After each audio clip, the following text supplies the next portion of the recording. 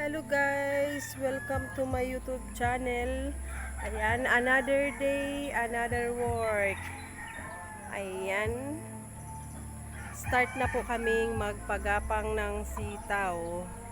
Ayan, si Papa naglalagay ng balad, si Kiano at si Mama. Ayan, naglalagay na ng tali sa puno ng sitaw. Start ng magpagapang, wala pa yung mga pamangkin ko. Mga tulog pa siguro. Ayan. Kailangan maaga bago sumikat yung araw kasi mamaya hanggang mga 8 mainit na rin yan. So umpisahan ng maaga ang trabaho.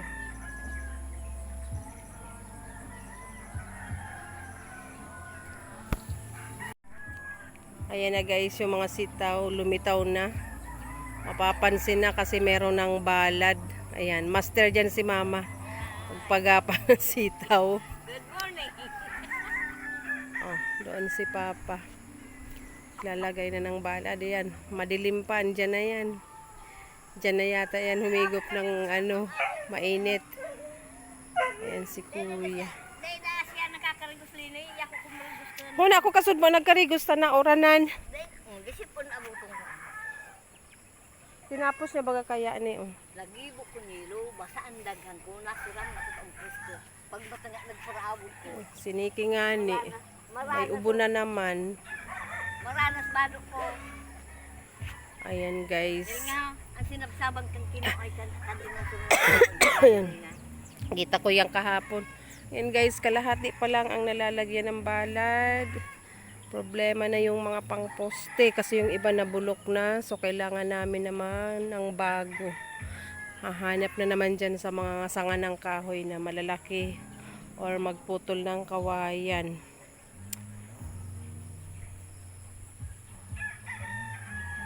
Kahapon walang stock ng lubid. Siguro sa magpabili na lang kay Ading. Basta unya nagpaduwa. Hindi, dapat magdalang sample ng sukat. Nahirapan akong maghanap kahapon. Iba yung mga sukat ng number, iba ang Tsaka ang mamahal nga mas mura doon sa kaya walang baka daw mandi pa yung deliver nila. Sa kuyan ding sa sell trade. Ayan lang, ipakita, patingnan ko mamaya. Barato sa sell trade kan sa iba. Kasi nung bakalang barato na. Ayan guys. Punta muna ako doon sa kapatid ni Mama. Dalhan ko ng papaya at saging na saba nilaga. Linuto ko na kagabi. And hihingi din ako ng langka. Magugulay kami ng langka para mamayang tanghalian. Ayan. Then balik doon sa farm kasi ang dami naming trabaho. Kailangang tapusin.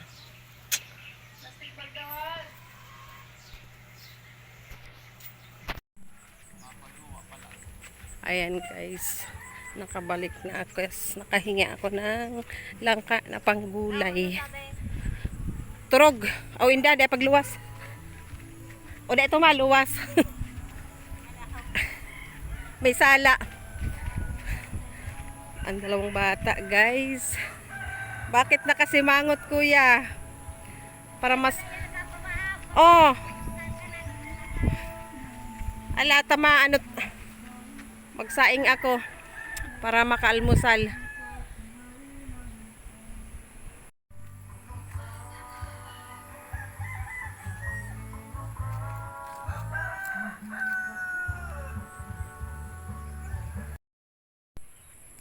Ayan guys, kukuha muna ako ng talbos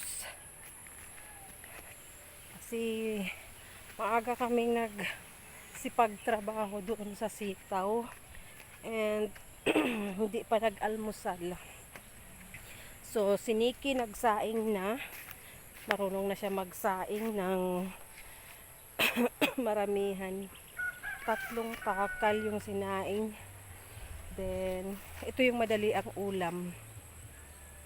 Mag-isa ako ng talbos na merong sardinas na sahog. Ayan guys. So kuha muna ako guys para makapagluto na ako. Dito bandang gilid magaganda oh. Ito guys yung talbos oh, pula. Talbos ng kamuti na pula, masustansya. Ayan, igisa ko lang sa kamatis. Gisa lang sa sardinas para may ulam na sa almusal. Mabilis ang pagluluto. Kasi habang hindi mataas yung araw, hindi mainit, matapos namin yung mga kailangang pagapangin na sitaw. And mamayang tanghali, ang ulam namin ay langka, ginataang langka na hiningi ko na doon sa kapatid ni mama kanina. So ayan guys, kukuha na ako ng talbos. Ayan na guys, nakakuha na ako. Pulang talbos ng kamote. Ayan. Masarap to guys. Sariwa. Sariwa at syempre libre lang. Kung nasa syudad tayo or sa Manila, paniguradong binibili lahat, pati malunggay. So dito sa probinsya, libre lang. Lalo dito sa amin, kahit anong gulay meron. Ayan yung ginulayan namin kahapon guys. Oh, talbos ng kamuting kahoy. Kunti lang yan na tanim, panggulay lang talaga. So halos araw-araw ang niluluto namin na na gulay ay hindi na binibili. Ay yung aming manok oh, nakakarating dito. Sana wag mawala. Lumalabas sa bakod.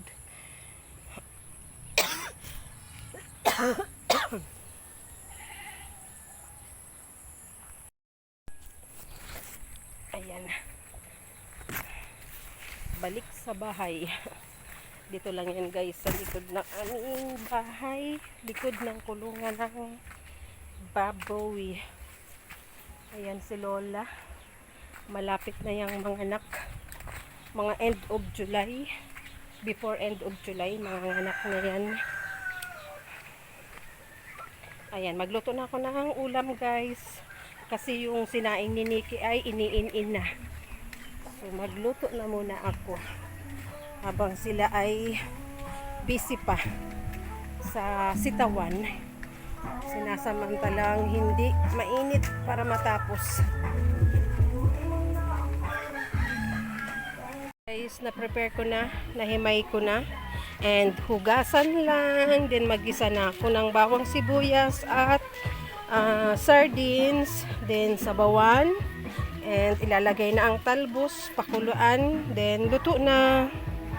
Ito lang yung sangkap ko guys sa ginisang talbos ng kamote. Ayan, magluluto na ako. Ayan na guys, luto na ang aming gulay. Ayan, ginisang talbos kamote with sardinas. Ayan, luto na yan guys. And syempre, nagprito na rin ako ng tuyo. Tig-iisa kaming tuyo na pang timpla para mas masarap and ganahan din kumain. Pagod, siguradong mapapa-only rice kami. Lalo na pagod sa taniman. Ayan guys, kakain na kami. Hello guys. Hello guys na. Hello Ayan guys. guys, almusal pa lang, sabi ng pamangkin ko para na daw lunch. Ayan, may prutas pa. Isang kalderong kanin.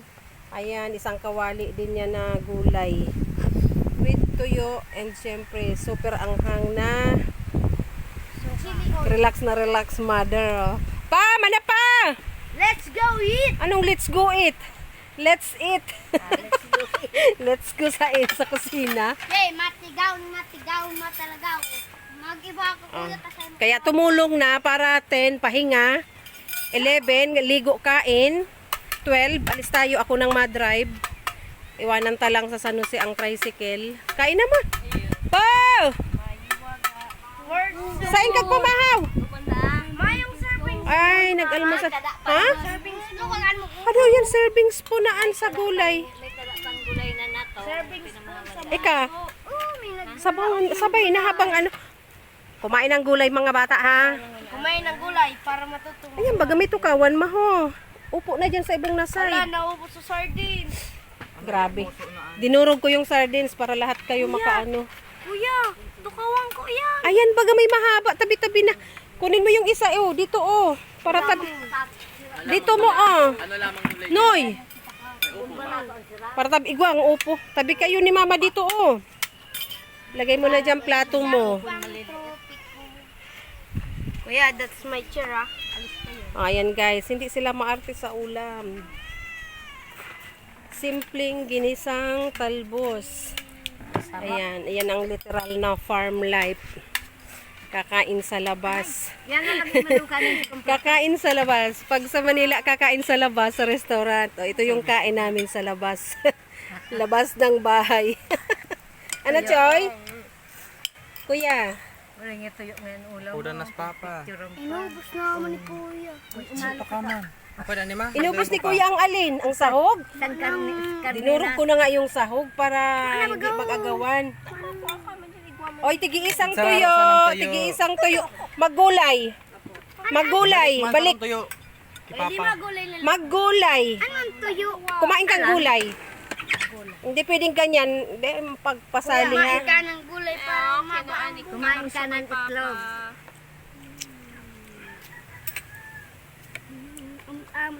Lagay mo kay mama yung isa. Oo, linamihan kong sabaw para masarap mag-absorb ng ma-absorb ng kanin. Kumain ng gulay, tumayo ka dito. Walang magsipag-artihan ha. What is this? Buti nga kumakain kayo ng almusal kanin eh. My turn now. Pag kumakain pa ng kanin 3 times a day, hindi pa yan mahirap. Kasi mahal ang bigas. Pagpamaarap kami, makapag Hindi pa yan mahirap. 2 klase pa nga ulam natin, no? Tuyo at talbos. Tuyo lang at sardinas ang binili. Libre na ang gulay. Oh, enjoy your food. Enjoy yourself. Enjoy your food kasi kakain na rin ako. Kuha ng gulay. Makuha na akong gulay, ah. Sige, meron pang sabaw dun.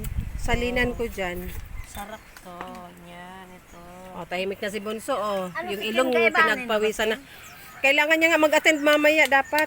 Tawagan ko nga na tapusin niya yung requirements niya yung half day. Si Ate Iyay, Tapos dos. makaiba? Hindi yan, di ba hindi pa magaling? Hindi pa. Maghasik yan ng virus ng chicken pox. Ano ba, chicken nuggets? Hanggang 4, may merienda kaya wag kang mag-alala. Ano mas mahali? Ni Babe? Ewan ko kung sino ang magaling na dun sa ano. Mami, anong oras siya ako mahali? Alis tayo ng 12 kasi 1 doon. So alis tayo dito ng 12, 12:30 alis ng San Jose. Alas 4 mauli. Yes. Siyempre, 4:30 or 5 kasi magmerienda ka pa. Wow, pa-cute pa si Bonsai. Diba? At ang alaga nakaabang din. Asan yung Aisa? Saan alam?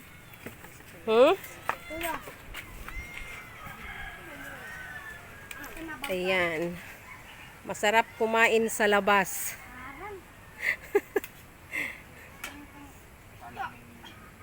Siyempre, mga pagod yan. Sino ang napagod? Parang hindi naman napagod si Kuya. Kuya Kianor. Nagdahilan ka lang daw. Ayun si Papa, nag-almusal na daw. Kaya hindi pa nag-break. Pero walang init guys. Kulimlim na medyo umaambon ang panahon namin dito ngayon sa San Jose Partido Camsor. Kain na rin ako guys. At baka ako ay maubusan ng tuyo. Ubos. Taob na taob guys. Paborito pala ang tuyo. Ayan, si Kuya sabi maselan sa ulam. Kawawa yung aso. Ulo lang ang natira. Ayan, taob ang isang kalderong kanin. Mga pagod kasi guys, kaya ginanahang kumain. Ayan, may nakita kaming hinog na saging. Ayan, hinog na sa puno. Kukunin namin guys. Kaya ba isum? masilaw. Ayan guys, oh, hinog na. Ayan, nakita. Hinog sa puno. Ayan, kukunin namin guys. Akin na yung kutsilyo. Ay, kutsilyo itak.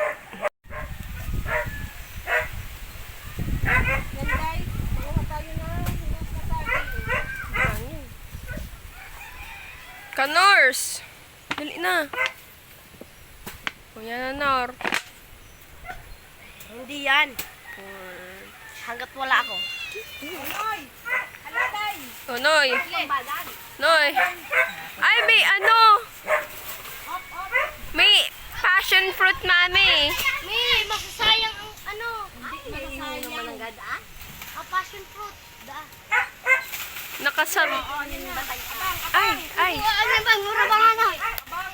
Oh, sarayang yung mga bunga. May kaya yan masayang. Hawakan mo na. Lalay. Sige na. Lalay yan. Sige, lawan ko lang. Ay, kuya, dapat to. Ay, kuya. Yeah. Ala, tanong putol. Hilaw pa bang kinuha mo? Ka. O, itaas din doon, Neta. Maganda ni... Ayan na guys, hinog sa puno. Ayan siya. Ano? Ayan na. Kadakulakin. Ayan pa. Ayan ako. Taas mo na, ni, oh. Kanor. Oh, bari na ang papaya. Ipagapang mo na lang yan sa ano. Bari na maganda papaya. Hindi, utok. Tuldok. Kaya ako dyan sa tago. Pairinok na. Ay. Hindi ko sasabihin. Ipahakot mo sa papa. Down dyan sa kulin to. Koni daw. Bukasa daw. Try mo mo bukason. Malalapa man langan. Kinuha mo na. Ang pili ko sa loob sa rip. Awa chicha. Ayan na guys. Mami oh. Pang dessert mamayang lunch. At sa Ayan. Tapos merong 3 suha. Ayan. Ay, kawawa yung...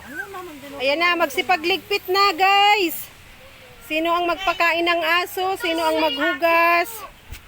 Si Bunso da mapakakan. Ayan ang lulutuin namin ngayon guys para sa tanghalian.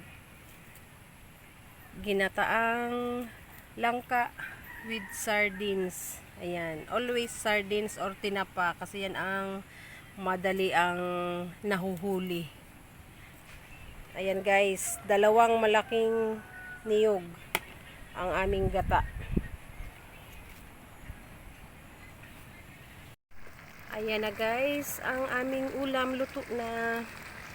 Ginataan na langka with sardines, kaya maganda ang kulay, medyo pinkish. And 2 pirasong malaking nyog ang ginata, kaya ayan, siguradong masarap yan.